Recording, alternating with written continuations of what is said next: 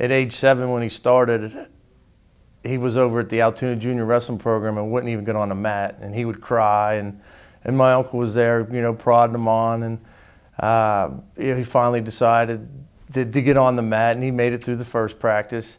I think early on, I think just like anything, it's hard to achieve success right off the bat. It took a couple years, but I think after rolling out all the other sports, because being a little smaller, I mean, he tried football but was too small, and he tried basketball and he was too short, and trying track and field but he was too slow. I even had him throw the shot put, but he couldn't throw that very far. But I think, as being a smaller kid, he was always pretty tough. I mean, being a little brother, he kind of took a beating. And I think as he went on and then through, the first year, the second year, the third year, he started dominating, and, he was a pretty tough kid. And I think then, it just became second nature. All those other sports kind of, went to the back burner, and, it just kind of took off. It just kind of fit him. It was a pretty natural fit. I think it all started at Roosevelt.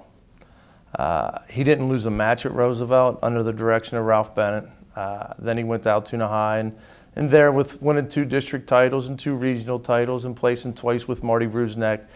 I think when you're from Altoona, I think you have that special pride, and he knows that he bleeds maroon, and I think when he comes back and he sees his name up on the wall in the wrestling room, obviously that's a goal for anybody that wrestled at Altoona, is to get your name up on the wall.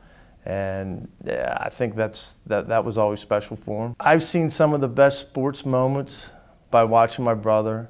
Obviously, he's made me extremely proud.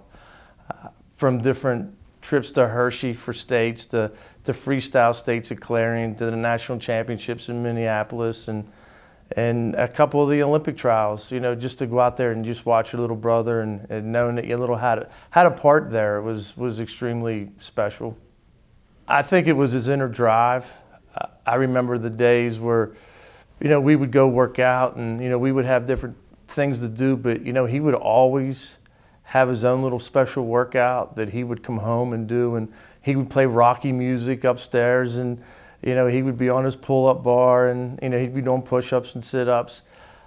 It takes somebody special to go, once you're done with practice, to continue to go ahead and make yourself better.